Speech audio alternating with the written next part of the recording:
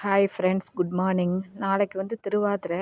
அதுக்காக மொதல் நாளே ப்ரிப்பேர் பண்ணி வச்சுக்கலான்னு இந்த டம்ளரால் 2 டம்ளர் அரிசி போட்டு பண்ண போகிறோம். 1 டம்ளருக்கு 1 1/4 ஸ்பூன், 2 டம்ளருக்கு 2 1/2 ஸ்பூன் பயத்தம்பருப்பு. வெறும் அரிசியாக பண்ணக்கூடாது.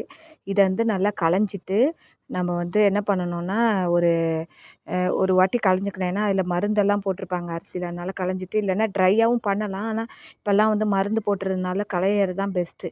களைஞ்சிட்டு ஒரு களைஞ்சிட்டு ஒரு துணியில் போட்டு ட்ரை பண்ணிவிடுங்க. ட்ரை ஆனோடனே கொஞ்சம் காஞ்சோடனே வாணலியில் நல்லா செவக்க வறுத்துடுங்க.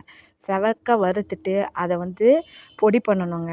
எப்படி பொடி பண்ணணுன்னா, ரவாவை எப்படி இருக்குமோ அந்தளவுக்கு பொடி பண்ணி அதை வந்து எத்தனை கப்பு இருக்கோ, 2 கப்பு இருந்தால் 1 கப்புக்கு 1 கப்பு உங்களுக்கு வந்து வெல்லம் போட்டுட்டு, வெல்லத்தை வந்து நல்லா கொதிக்க விட்டு வடிகட்டி வச்சுங்க.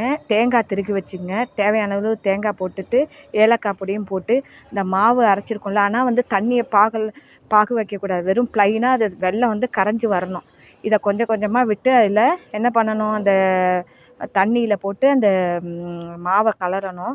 கலரிட்டு அதுக்கப்புறம் முந்திரி பருப்பு அதை விசில் விடுறதா இருந்தால் 3 விசில் விடுங்க. இல்லைன்னா வெங்கல பானையில் கலர்னா அப்படியே கலரி மூடி வைங்க, வெந்துடும்.